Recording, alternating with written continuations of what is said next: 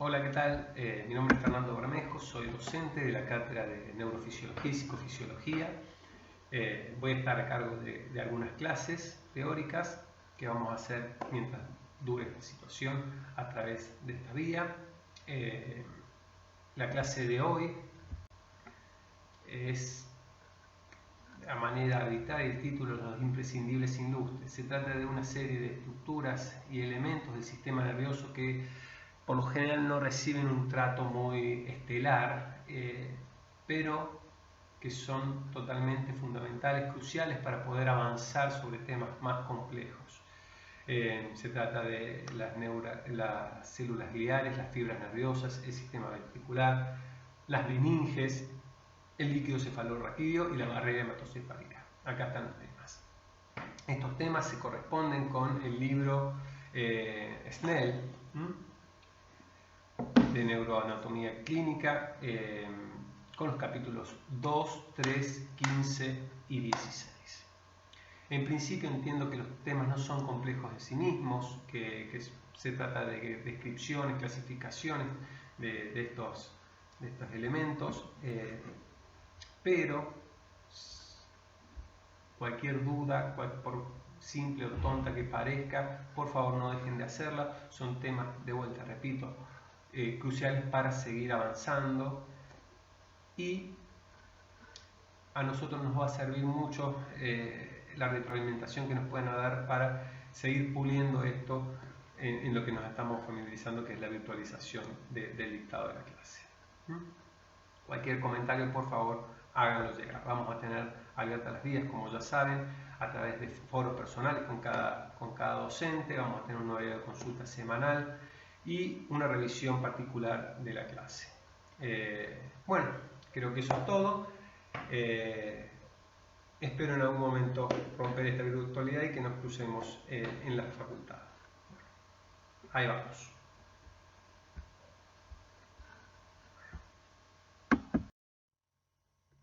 El primer tema con el que vamos a comenzar es el de las glias, las células gliales. Es importante considerar que hubo un cambio en la historia sobre el tratamiento que fueron recibiendo las glias. Al principio eran consideradas como simplemente el pegamento, lo que mantenía el sostén de todo el sistema nervioso. Pero a medida que se fueron investigando, se fue viendo que tenían muchas propiedades muy diversas, tanto para asegurar la conducción sináptica como en tareas inmunológicas dentro del sistema nervioso. Por lo cual dejan de ser un tema accesorio y cada vez se le está reconociendo un rol crucial en el funcionamiento de nuestro cerebro. Acá les dejo, acá debajo, un link donde van a poder encontrar un artículo muy breve y bastante accesible sobre la investigación que están recibiendo estas células. Ilustra bastante esto que les quiero mostrar del recorrido histórico sobre las glias. Bien, vamos a comenzar ahora con las principales, comenzando por los astrocitos. Los astrocitos son como las vedettes dentro de todas las glias, vedettes en el sentido que han recibido más atención, más investigaciones se han realizado sobre los astrocitos que sobre las otras células gliales. Se llaman astrocitos, acá voy a buscar un puntero, acá, por esta forma que tienen, que se asemejaría a la que tiene un astro, una estrella, esta cantidad de ramitas, de dendritas que tienen alrededor del núcleo. En función de dónde se localizan, hay de dos tipos, protoplasmáticos y fibrosos. Los protoplasmáticos están en la sustancia, principalmente en la sustancia gris, mientras que los fibrosos en la sustancia blanca. A esta altura tenemos que saber que con gris nos estamos refiriendo a los núcleos celulares, los núcleos de las neuronas, y a blanco a los axones, a las fibras que tienen las neuronas. Podría haber otro tipo que no está escrito en el libro, que son los radiales, que están involucrados en la migración neuronal que se produce en el desarrollo ontogenético que les contó Ricardo en la clase anterior. Pero bien, no está descrito en el capítulo de Snelles. Las principales funciones que tienen estas células son justamente la de dar sostén al sistema nervioso. Esto que les decía recién, que en un principio se pensaba que las células gliales daban, su función era de sostener, de dar un andamiaje a las estructuras neuronales. Bueno, principalmente esta función se debe a los astrocitos. Debido a estas grandes ramificaciones pueden sostener o ocupar lugares y así darle una estructura al sistema nervioso. Otra es su función inmunológica. Forman lo que se llama la barrera hematoencefálica. Este tema lo vamos a ver desarrollado al final de la clase. Que tiene que ver con la mediación entre el sistema vascular y el sistema nervioso. Los astrocitos rodean los capilares que llegan al sistema nervioso y dejan que pasen algunas sustancias y otras no. Justamente no dejan que pasen las que son potencialmente nocivas para el sistema nervioso. Y sí dejan pasar las que pueden llegar a ser nutrientes para el sistema. Otra función de la que se está sabiendo cada vez más es la de su rol en la modulación de la sinapsis. La sinapsis es la comunicación entre las neuronas. Los astrocitos, al estar entre los axones y las dendritas, donde justamente se da esa comunicación, pueden, por ejemplo, captar iones de potasio y hacer que se genere o propiciar que se dé o que no se dé una sinapsis, o bien también actúan en la recaptación de los neurotransmisores, que son las llaves que una neurona le da a la otra para abrir los canales iónicos. Esto lo vamos a terminar de comprender más acabadamente cuando veamos los temas de potencial de acción, de sinapsis más adelante. Participan en los procesos de regeneración de lesiones. Hay un proceso que se llama gliosis de reemplazo, que son cuando estas glías ocupan los lugares de regiones que estaban lesionadas y se vuelve a esta función y permiten que el sistema siga manteniendo esa misma estructura. Y otra función que se les atribuye a los astrocitos es de limpiar los desechos, que tiene que ver con su función en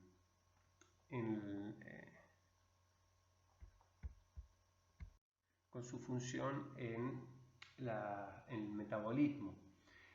Producen sustancias tróficas que ayudan a eliminar sustancias, desechos que va generando el resto de las células. Otra de las células gliales son las microglías. Las microglías, que como el nombre ya lo va indicando, son de las más pequeñas de las células gliales. Su principal función se asocia a la inmunidad del sistema nervioso. Ya habíamos hablado de la barrera hematoencefálica con los astrocitos. Bueno, detrás de los astrocitos, dentro del sistema, están funcionando las microglías como las protectoras. Pueden funcionar liberando sustancias como aminoácidos o proteínas como las citoquinas que generan neuroprotección.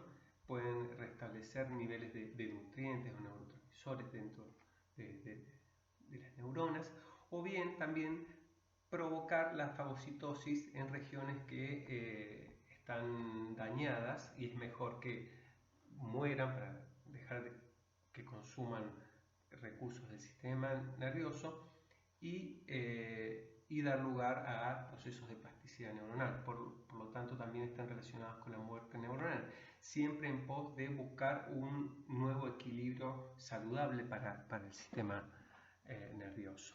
Otra función es que se le asocian a lo que se conoce como poda neuronal. Ustedes han visto que la cantidad de sinapsis que hay a partir de la ontogenia del sistema nervioso es mucho mayor a la que hay en los años posteriores del sistema nervioso, por ejemplo, en el humano. Es decir, en los primeros años de infancia vamos reduciendo la cantidad de conexiones neuronales en función de una especialización de los circuitos neuronales. Primero todo está relacionado con todo y a medida que vamos funcionando hay una poda de estos circuitos que son indiscriminados y se van haciendo circuitos que son más económicos, más efectivos para el procesamiento de las señales nerviosas. Un dato curioso es ver que las microglías no siempre tienen la misma estructura. Cuando están en un estado de inactivación tienen esta forma ramificada que está aquí y tienen poco movimiento, pero cuando aparece una señal de daño van progresivamente perdiendo estas ramificaciones y se vuelven como una ameba, lo cual le permite moverse a las regiones que están dañadas de manera más efectiva. Bien, y al final una imagen que para mí grafica un poco lo que es el rol de las microglías. Son pequeñitas, pero cuando se las necesita son feroces atacando y dando una solución al sistema, ¿no? Las células ependimarias son otro tipo bastante particular de células gliares. Hay que considerar acá que el epéndimo es la pared que recubre los ventrículos, los huecos que hay dentro del encéfalo. Dentro de estos huecos circula el líquido cefalorraquídeo, que justamente a través de estos pelitos, estos cilios que tienen las células, facilitan el flujo del líquido cefalorraquídeo. Este tipo de células son los ependimocitos. Hay otros tipos de células ependimarias menos protagonistas, que son los tanicitos, que están relacionadas con el transporte de sustancias desde el líquido cefalorraquídeo a sistemas de control endocrino que tiene el sistema nervioso, y otras son las células coroideas, que están relacionadas con lo que vamos a ver que se llama plexo coroideo. Es la generación de líquido cefalorraquídeo.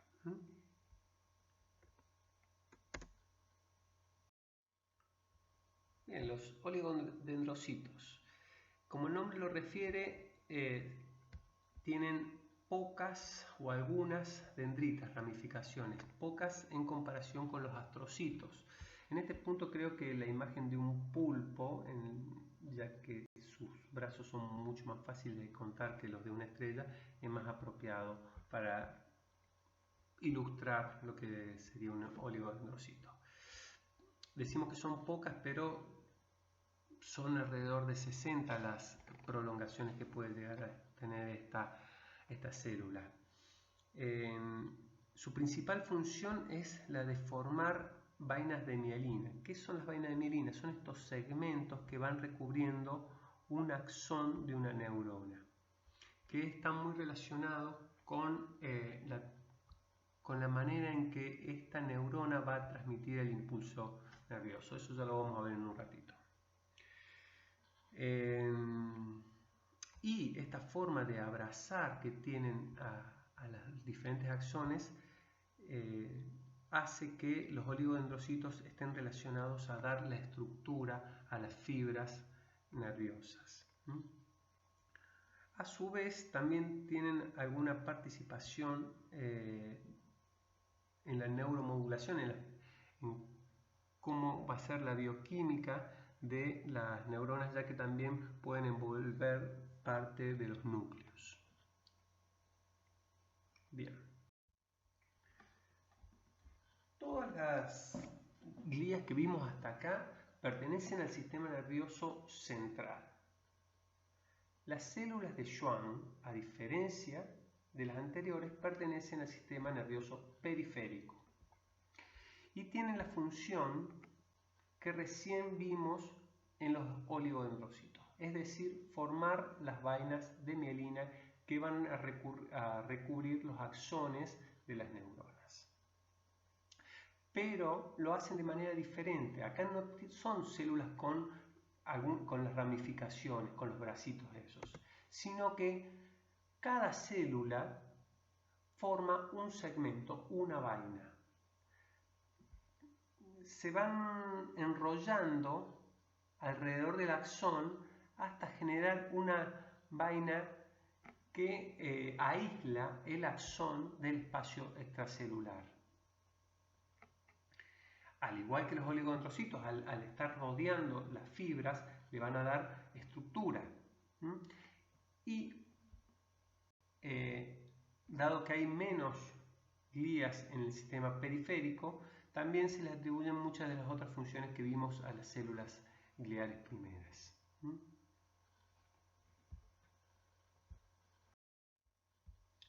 Las células satélite también están en el sistema nervioso periférico y dan soporte, protección y nutrición a los ganglios neuronales. Los ganglios son pelotitas que contienen a los núcleos de las neuronas periféricas, no a los axones, no a las fibras, sino a los núcleos. Esos son apelotonamientos y esa estructura está dada gracias al soporte que dan las células satélite. Acá tenemos una neurona y alrededor las células satélite. A modo de síntesis para cerrar este primer tema, acá tenemos dos imágenes, una del sistema nervioso central y otra del sistema nervioso periférico. La idea es que podamos completar los nombres de las glías que están siendo señaladas con las flechas rojas.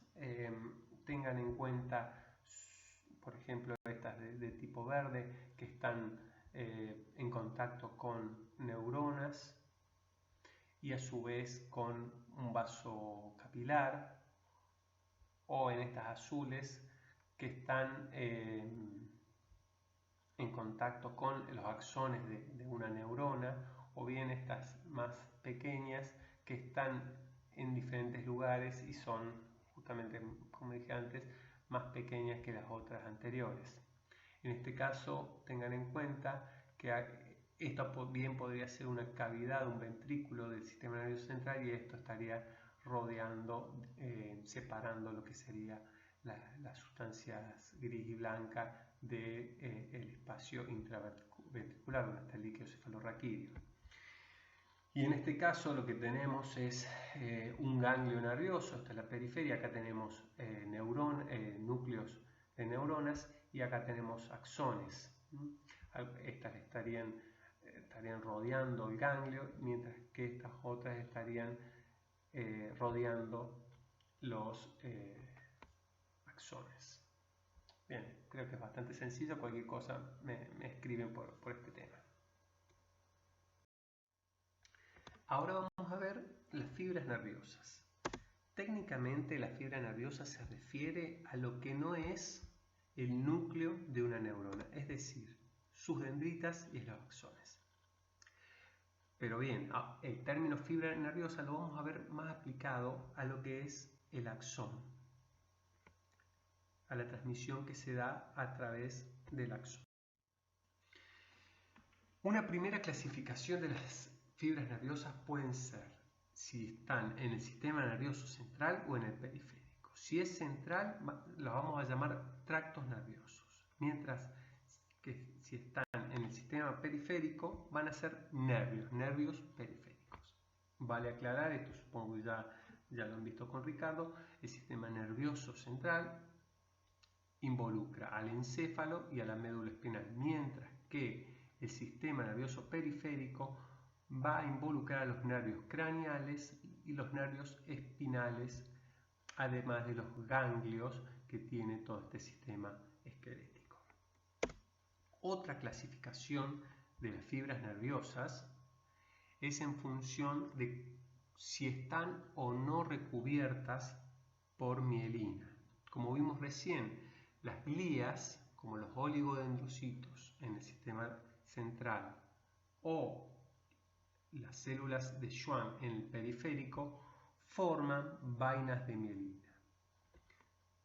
Bien, eso las convierte en axones o fibras mielínicas, pero si no están actuando estas glías, el axón está desnudo, es decir, es amielínico.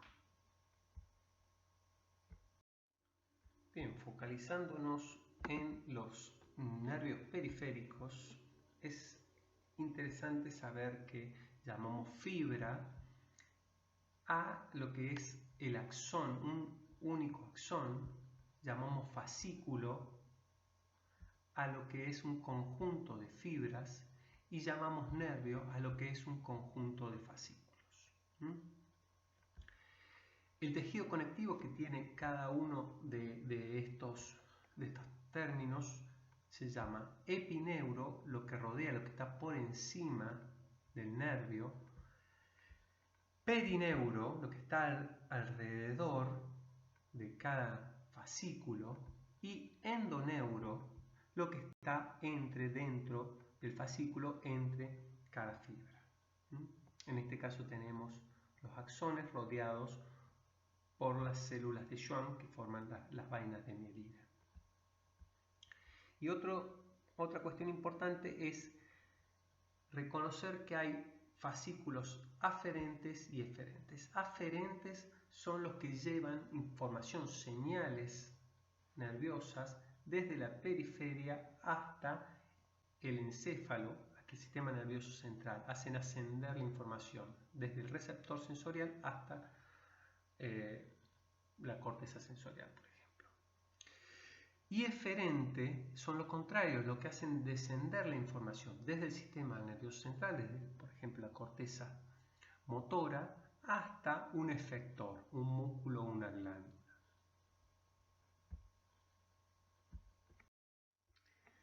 Bien, dentro de los nervios periféricos tenemos a los raquídeos y los craneales. Veamos algo de los raquídeos primero. Hacen referencia a los que nacen o llegan a la médula espinal, es decir, su conexión con el sistema nervioso central es la médula espinal. Ya van a tener una clase específica sobre esto, pero por ahora vamos sabiendo que en función de las vértebras que tiene, pueden ser nervios cervicales, torácicos, lumbares o sacros. Hay 31 pares de nervios raquídeos.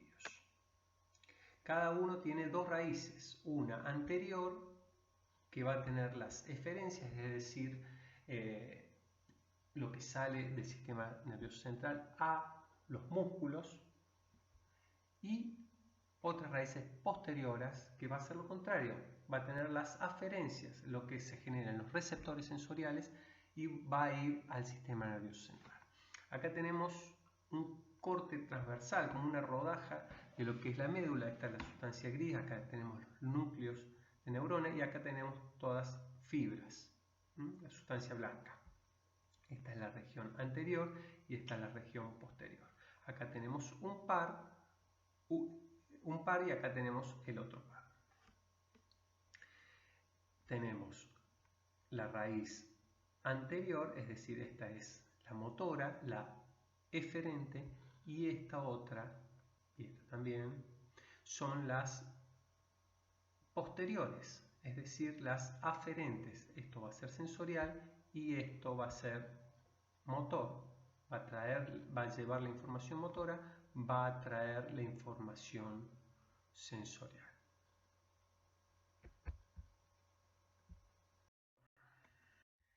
Bien, en este punto me gustaría armar como un paréntesis y hablar de algo que es tangencial al tema, pero creo que es bastante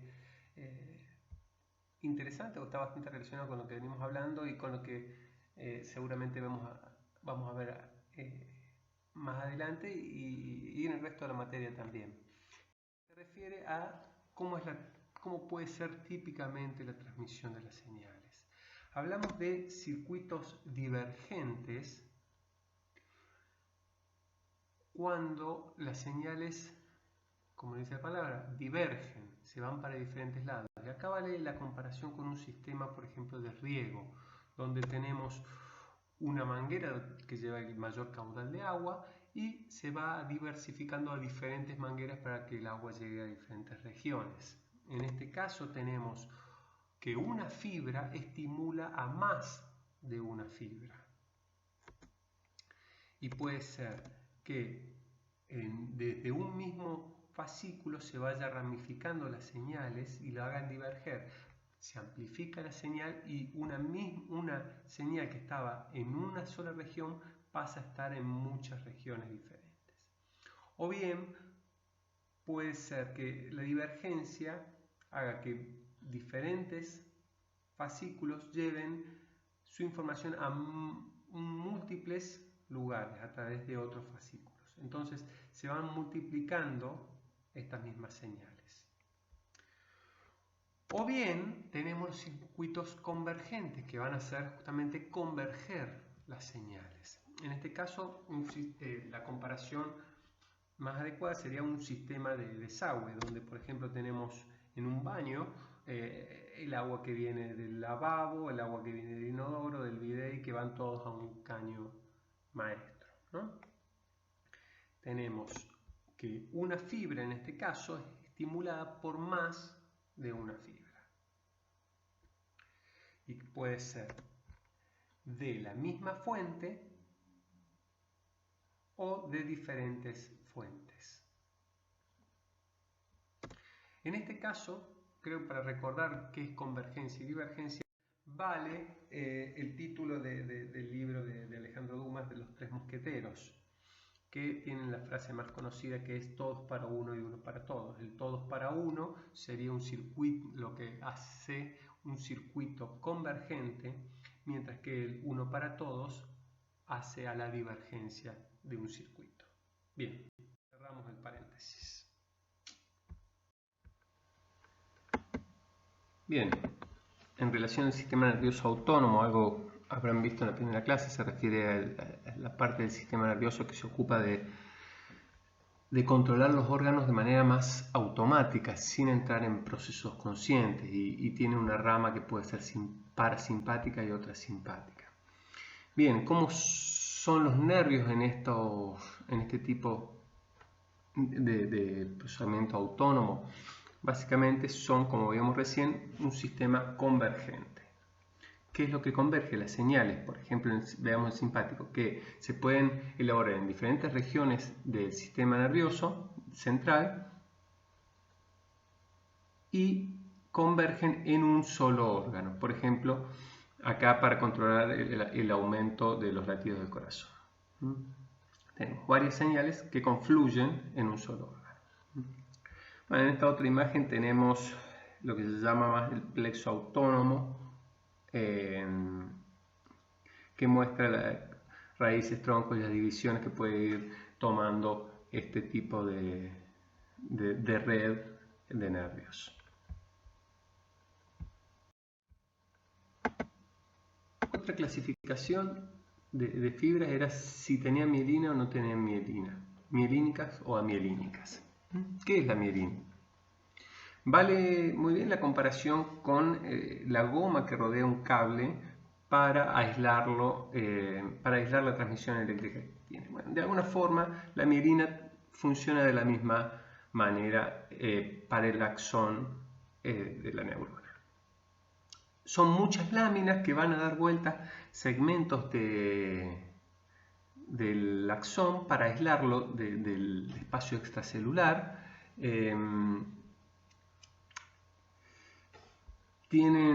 Forman además de este aislamiento un sostén, una estructura a ese axón.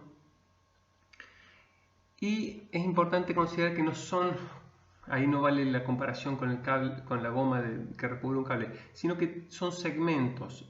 Entre segmento y segmento hay un espacio en el que no hay mielina. Se llaman nodos de Ranvier, que cuando veamos cómo es la transmisión eléctrica por el axón, vamos a ver que tiene una función muy importante.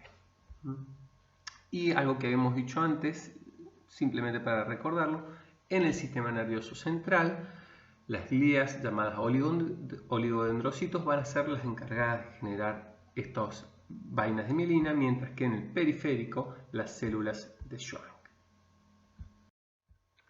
Mientras que las fibras amielínicas en el sistema nervioso periférico están cerca de células de Schwann, pero mantienen un espacio por el que todo el axón tiene acceso, tiene un contacto con el espacio extracelular. En este caso, la célula de Schwann funciona más por la tarea de sostén, no de aislamiento. En tanto que en el sistema nervioso central no hay funciones de los oligodendrocitos. Aquí se juntan los axones que son amielínicos y forman fascículos amielínicos. Bien, ¿cómo se relaciona la mielina con la transmisión nerviosa? Básicamente en la velocidad en que se transmite el impulso nervioso. Tenemos fibras que son rápidas para información que es urgente, que necesitamos que esté rápido en el sistema nervioso central, o que se pueda, el músculo se deba mover rápido, o fibras de transmisión lenta para la información que no es tan importante que esté urgente, pero sí que se pueda mantener, que sea persistente en el tiempo. Las fibras finas son justamente las fibras lentas, son de 0,5 micrómetros de diámetro, mientras que las gruesas son las rápidas. Vale la comparación con estos tipos de caminos. Ahora vamos a ver un cuadro que se ve bien la relación entre el diámetro y la velocidad. Tengan en cuenta que el diámetro, mayor diámetro, vamos a hablar de un mayor recubrimiento de mielina, una mejor aislación.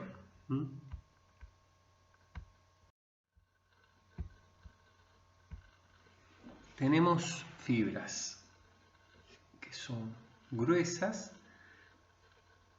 y cada vez más finas, hasta las más finas de todas, que son las amielínicas.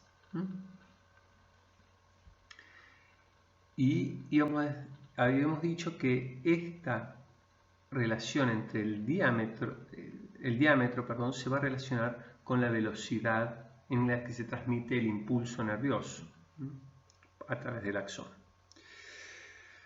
Esto es para que tengan en cuenta cuando vayan leyendo que a veces vamos a nombrar algunos tipos de fibra con letras y otras veces con números.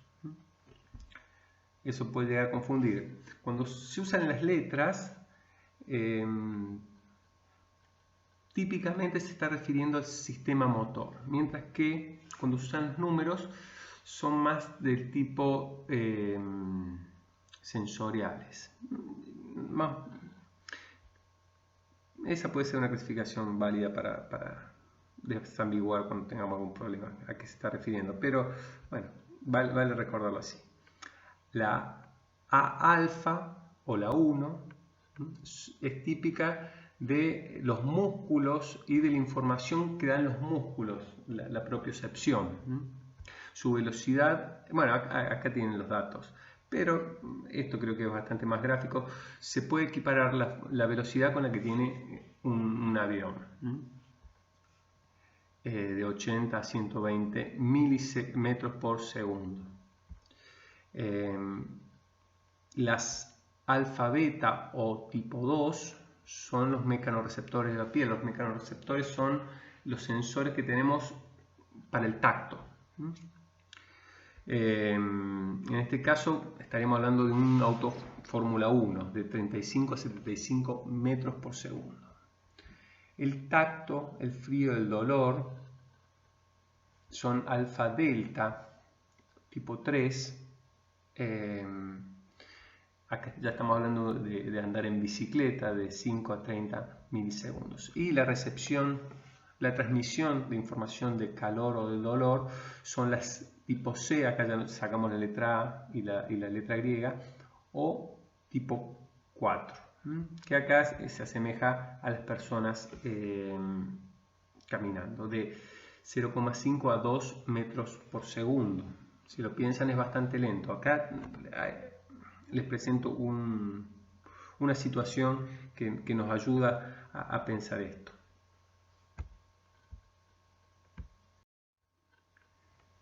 Creo que es bastante contraintuitivo pensar esto, que el dolor se transmite de manera lenta, la información nerviosa que va a estar representando una sensación dolorosa es lenta. Eso creo que lo que más ruido puede llegar a causar leer por primera vez ese dato. Acá dos ejemplos que pueden llegar a ser más comprensible o vivencial esta idea. Imagínense una plancha.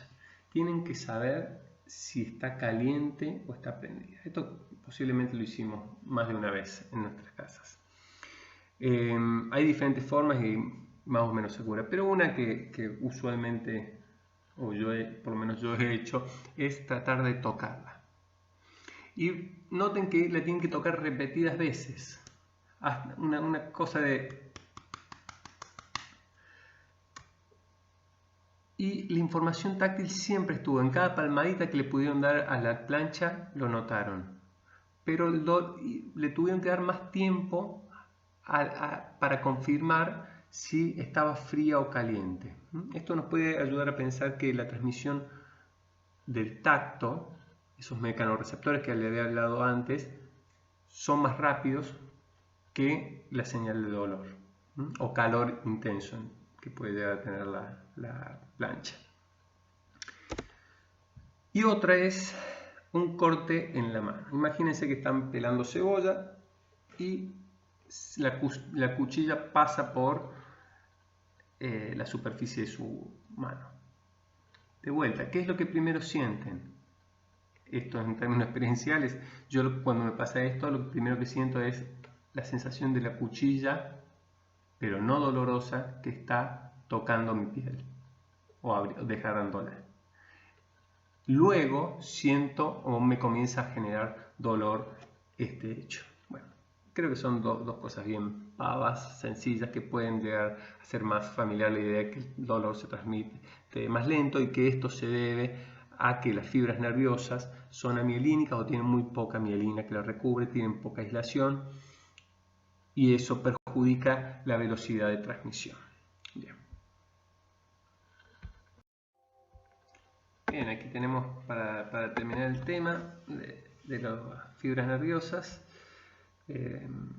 un esquema de las fibras, de diferentes secciones que estuvimos viendo. La idea es que lo puedan completar, no creo que haya ningún inconveniente. De todas maneras, creo que si hay alguna duda lo podemos resolver cuando tengamos el encuentro o por el chat, no hay ningún inconveniente. Veamos ahora otro tema, los receptores sensoriales, los efectores. Bien, comencemos por los receptores sensoriales. Creo que vale la comparación en este caso con cualquier tipo de sensor. En este caso, imaginemos una casa súper inteligente que tiene sensor para que se activen diferentes cosas. Un sensor bastante común en las casas son los de luz, los electromagnéticos, que a determinado nivel de luz mandan una señal que prende una lámpara, por ejemplo. Nuestros sensores no son muy diferentes a este tipo de mecanismo. Nosotros sensamos diferentes tipos de energía, como aquel sensor de luz. ¿Qué energía? Mecánica, química, electromagnética y térmica. El tacto, el gusto y el olfato, la visión, la luz, la temperatura. Nos queda la audición. La audición se clasifica dentro de información mecánica por algunas transducciones de energía que hace nuestro oído. Es interesante ver que configuramos nuestro mundo, nuestra realidad en función de la energía que podemos sensar, lo cual no significa que es la única energía que está en el ambiente. Hay la misma energía, hay veces que no la podemos sensar, por ejemplo, sonidos demasiado agudos o demasiado graves tampoco, o incluso puede haber otro tipo de energía como vibraciones que nosotros no sensemos y otro animal, por ejemplo, sí. En ese punto, nuestro mundo consciente está determinado por esta sensibilidad específica de nuestros receptores. Bien, con la idea anterior puede sonar que tenemos un ambiente demasiado pobre el que realmente existe, pero en realidad sensamos ese tipo de 4 energías, pero tenemos una gran variedad de receptores para hacerlo. Acá hay un ejemplo de lo que vamos a ver durante el año: el visual, el auditivo, el somatosensorial, el olfativo, el gustativo y el olfatorio, y también algunos de orientación del sistema vestibular que son parecidos a esto. Pero buscando una idea más acabada de la cantidad de receptores, acá se pueden dar una cuenta, no hace falta saberlo, sino para tener una idea de la cantidad de receptores específicos que tenemos, y cada uno recepta un tipo, por ejemplo los táctiles, puede haber muchos táctiles mecanorreceptores, pero cada uno sensa un aspecto particular del estímulo que está contactando la piel. En ese punto, la riqueza que tiene la información está dada por la gran variedad que tenemos de receptores. Es bastante sencillo cómo funciona un receptor. Es una célula que se va a activar con el contacto con algún tipo específico de energía. Esta activación es básicamente un cambio de voltaje. El contacto genera un cambio en la membrana de ese receptor que hace que puedan entrar y salir determinados iones, y eso cambia la relación eléctrica que hay adentro y afuera de esa célula. Y ese cambio eléctrico se transmite a través del axón del receptor. Esto lo vamos a ver, nos va a quedar más acabado cuando veamos potencial de acción. Pero básicamente los receptores funcionan con una lógica parecida. Técnicamente lo que están haciendo los receptores es transducir un tipo de energía mecánica, electromagnética, la que vimos recién, a energía eléctrica, a potenciales de acción.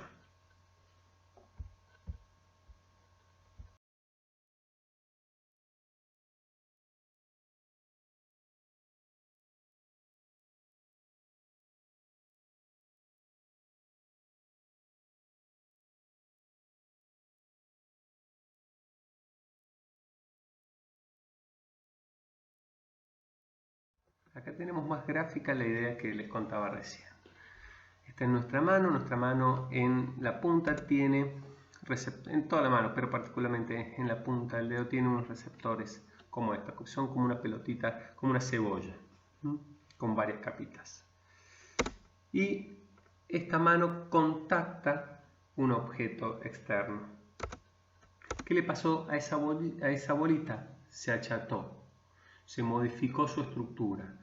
Esta modificación de su estructura hace que se abren determinados canales que tienen en su superficie y permitan entrar algunos iones y salir otros.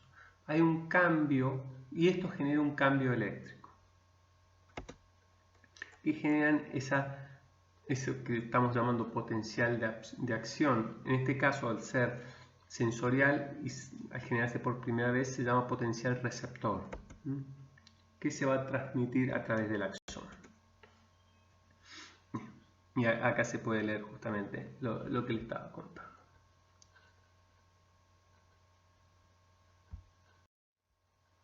Por su parte, las terminaciones efectoras pueden ser de dos tipos: músculos o glándulas. Los músculos a través de las contracciones y relajaciones, van ordenando la respuesta motora del sistema esquelético. Bien, acá hay que abrir alguna separación. Los músculos pueden ser lisos o pueden ser estriados. Los estriados o esqueléticos son los que normalmente pensamos cuando decimos músculo, pero que son los que movemos cuando movemos la mano, los brazos, los pies. Tienen un control, pueden llegar a tener un control consciente, además de un automático como reflejo, como vamos a ver más adelante. Pero los lisos son los propios del sistema nervioso autónomo que veíamos antes, que no los controlamos voluntariamente. Se le puede sumar a la clasificación los músculos cardíacos, que son tienen un poco de uno y de otro, son un híbrido que están controlados por el sistema autónomo, pero su forma, sus fibras son más similares a un músculo esquelético. Con algunas particularidades, no se puede cansar nunca, bueno, no vale entrar tanto por ahí. Y las glándulas son las que se encargan de las secreciones internas, como las hormonas, o externas, como la saliva y el sudor. También a esas se las llama terminaciones efectoras.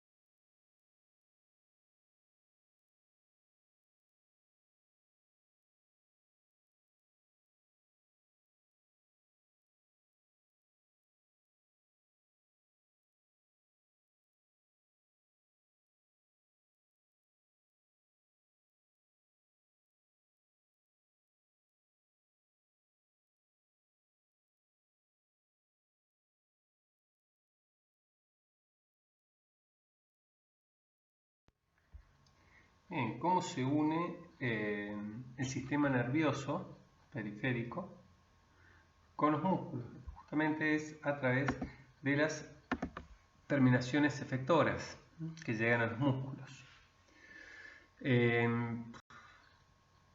Recién hablamos de los receptores, que eran las encargadas de censar. En este caso estamos hablando de motoneuronas, que son las últimas neuronas del sistema nervioso. Los últimos en el sentido son las últimas neuronas que van a estar contactando el músculo.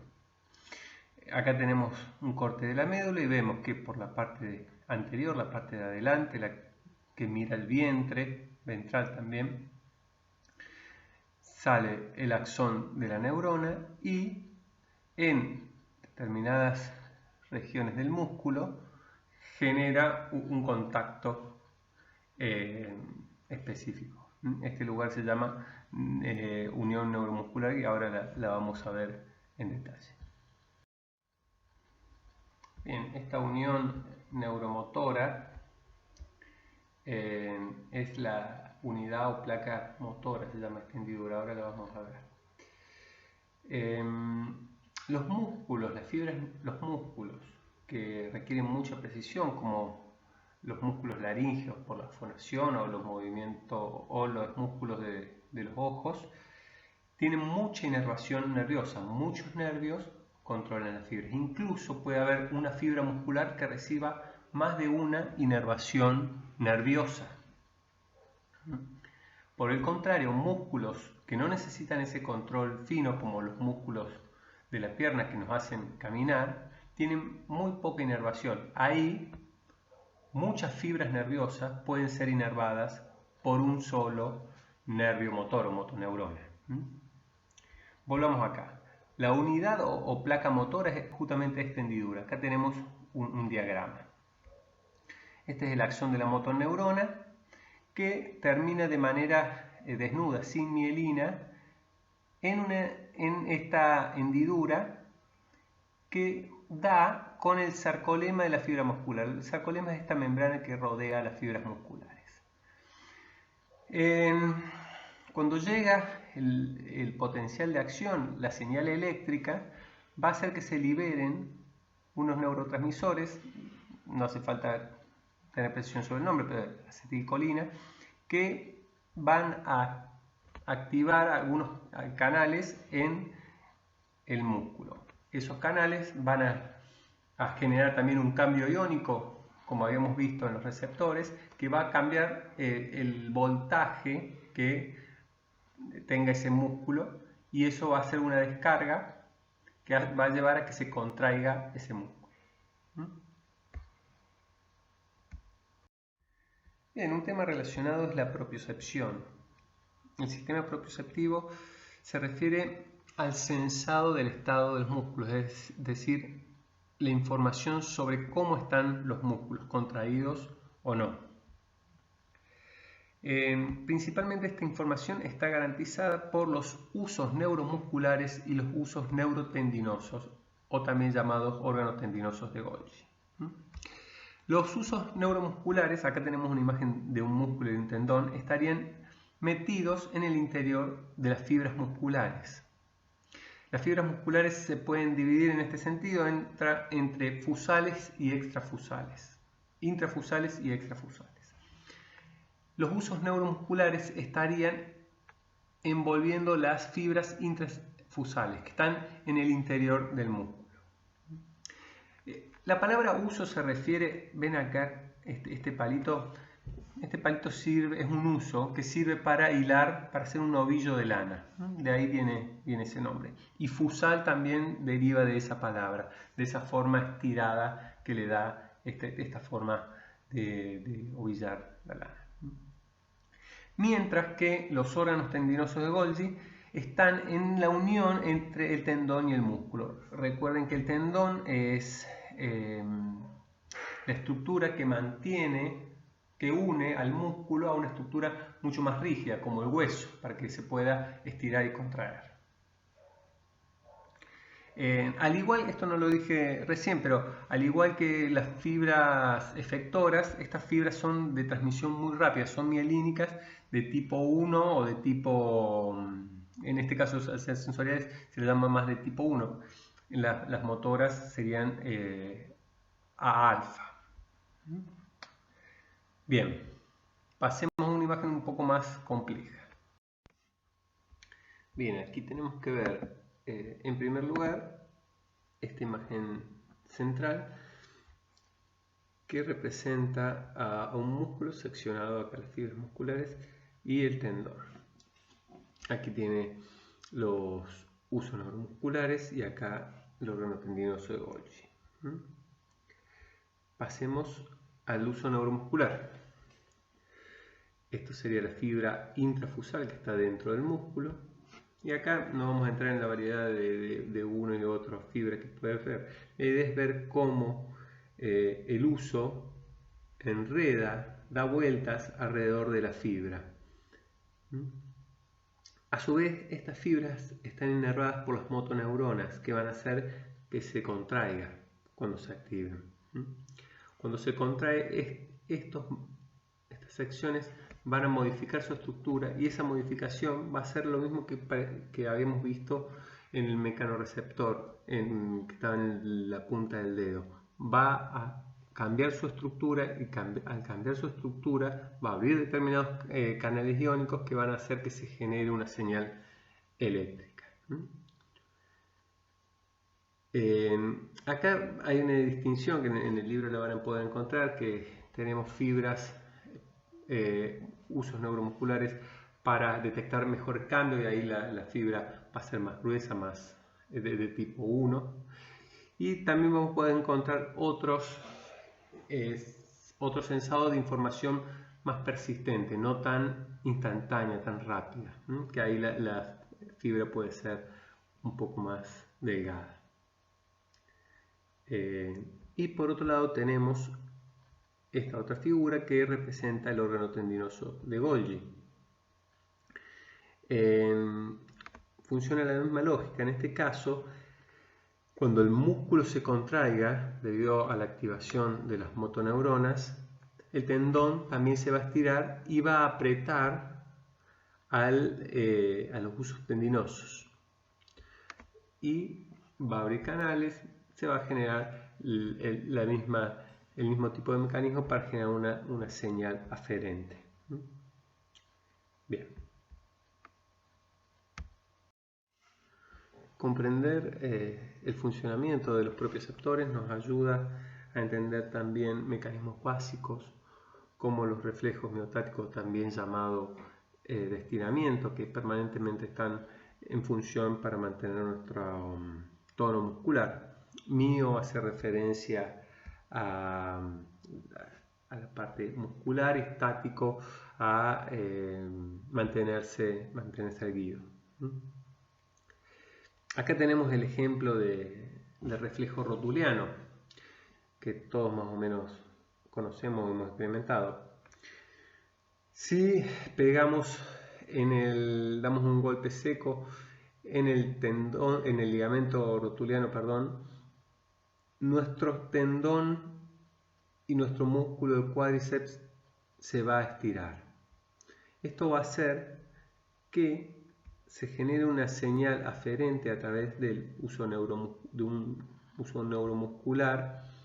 Va a entrar a la médula, tengan en cuenta que entra por la región posterior, se va a conectar con una motoneurona, la va a activar y esta va a activar a su vez al músculo. Lo que va a generar que se contraiga el músculo. Los reflejos son evolutivamente nuestros comportamientos más sencillos, más simples, los menos evolucionados, los que de alguna forma prescinden de toda la complejidad del sistema nervioso central. Quizás este movimiento se vea muy artificial, pero permanentemente mientras estamos en contacto con nuestro ambiente, las irregularidades que tiene, activan este tipo de mecanismos. Lo interesante de este mecanismo es la velocidad de la respuesta. Una respuesta mucho más elaborada hubiera involucrado haces ascendentes que lleguen al sistema nervioso central, que lleguen al nivel cortical, que se pueda generar una respuesta y después una señal eferente que baje y que haga que voluntariamente o de una manera más compleja se mueva el cuerpo. Acá en el reflejo se omite todo eso, es un arco totalmente automático.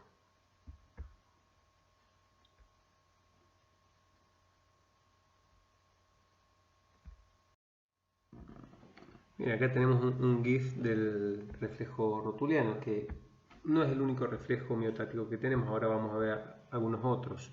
Tengan en cuenta esta misma idea, que se estimula un tendón que va a generar la activación del uso neuromuscular por la extensión de un músculo que a su vez dentro de la médula va a activar la motoneurona que va a generar una contracción del músculo y eso va a generar lo que visiblemente se ve como esa patadita, ¿no? Y algo interesante para saber es que es bien conocido las vértebras que se comprometen en cada reflejo, lo cual neurológicamente tiene mucho valor para los diagnósticos de alguna lesión.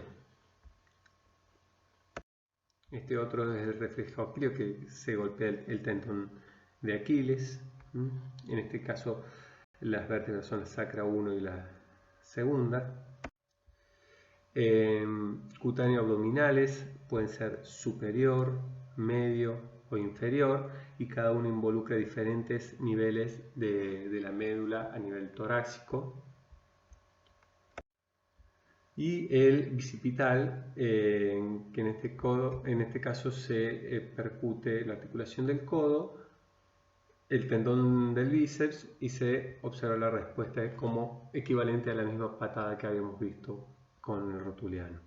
Y en este caso son las cervicales 5 y 6 las involucradas. En el caso que en el reflejo participen los órganos tendinosos de Golgi, es decir, los huesos neurotendinosos, la lógica es la misma, pero la función es diferente. En este caso se estaría operando para que se relaje el músculo que está siendo activado, para evitar su fatiga, por ejemplo. Cuando está activo el músculo, está tenso, esta tensión es sensada por el órgano tendinoso de Golgi, lo cual envía una señal de excitación. Y acá el arco reflejo involucra a una interneurona que le cambia el sentido a esa excitación. Esta va a inhibir la motoneurona que estaba activando el músculo, lo que va a provocar que se reduzca la tensión que estaba sensando ese órgano, que se relaje el músculo. Esto se relaciona a un concepto que se llama reflejo miotático inverso, que también puede involucrar otras neuronas que a la vez que inhiben, otras excitan músculos contra el sistema muscular que esté involucrado en este miembro, por ejemplo. Pero no vamos a entrar en eso. A través del conocimiento de este tipo de mecanismos y cómo es la anatomía, cómo se distribuyen a través de la médula los nervios, es posible conocer mapeo como los dermatomas, que hace referencia a las áreas de la piel que son inervadas por una raíz o un nervio dorsal de la médula espinal. Y como puede verse en estas imágenes, toda la superficie de la piel puede ser un verdadero mosaico, todo mapeado, de qué área de la médula está inervando cada lugar de la piel. Por ejemplo, podemos conocer que todas estas regiones celestes entran a la médula por todas las vértebras torácicas. El antebrazo, por ejemplo, se corresponde a la vértebra torácica 1. Esto es muy valioso para las evaluaciones neurológicas. Se tiene un conocimiento muy preciso de las diferentes áreas del cuerpo y cómo están involucradas, cómo están relacionadas con la médula. Entonces, a partir de una lesión en una altura de la médula se puede esperar que tenga determinada falta de sensibilidad, por ejemplo, en esa zona de la piel correspondiente. Un concepto relacionado es el miotoma, que es lo contrario del dermatoma, ya que involucran los músculos. Es el área muscular inervado por uno o más nervios raquídeos. Y se evalúa en este punto moviendo de manera separada músculo por músculo y de vuelta. Es útil para las evaluaciones neurológicas. Bien, para ir cerrando el tema, hablar del tono muscular. Es importante no considerar el tono muscular como la inactividad o la rigidez de los músculos, sino como algo dinámico. Es un estado parcial de contracción donde tenemos fibras que están contraídas y otras relajadas. Tenemos que tener en cuenta si una fibra muscular está contraída por mucho tiempo, se va a fatigar. Por lo cual es muy importante que se vayan intercalando cuáles están activas y cuáles están pasivas, por ejemplo, cuando estamos parados. Hay una descarga sincrónica en las motoneuronas. Podemos tener siempre activo un músculo, pero no todas las fibras del músculo están activas todo el tiempo. En los usos que vimos recién, los neurotendinosos, los neuromusculares están muy involucrados para este sensado y las respuestas reflejas para mantener una resistencia a esa elongación pasiva que puede darnos estar parados y toparnos con un bache, por ejemplo, que sería artificialmente lo que provoca el golpe de un martillo. Ese tipo de reacciones, que son automáticas, son útiles para mantener la postura. A la vez, como veíamos, ese reflejo miotático inverso que involucraba los órganos tendinosos de Golgi, a los usos neurotendinosos, va a ser relajar lo que ya está muy sobrecargado. A su vez, no termina a nivel de médula el tono muscular, tenemos un control central, un control eferente de diferentes regiones de nuestro cerebro, que ya vamos a ver bien cuando veamos sistema motor, cuando vemos el sistema vestibular, cómo colaboran activando y desactivando algunas motoneuronas. Lo importante para cerrar es romper con una idea que el tono muscular es una cuestión rígida, sino que es una cuestión dinámica. Y ahora sí, lo último de este tema es hablar algunas palabras sobre las uniones musculares en los músculos lisos. Acuérdense, en contraposición del liso a los esqueléticos que estuvimos viendo recién, que tenían esas estrías. Estos músculos carecen de esas estrías, de esas fibras, y tienen una morfología mucho más pequeña, las fibras, que como se pueden ver en estas imágenes. Nos generan esas contracciones que van a hacer mover a un grupo de huesos, por ejemplo. Y son más propios de los órganos internos. Las uniones neuromusculares se van a dar en estas fibras, repitiendo, que no son esas estrías que atravesaban todo el músculo. Y decir que la inervación puede ser en algunos casos lenta y difusa, por ejemplo en el intestino, y en este caso las ramificaciones de los nervios va a ser muy divergente a todos los órganos, a toda la superficie muscular del órgano. O por el contrario, también mostrando la variedad que se puede encontrar, puede ser rápida y precisa, por ejemplo en el control de los iris en el ojo, donde prácticamente cada fibra tiene su inervación propia para garantizar ese movimiento. Bien, eso es todo.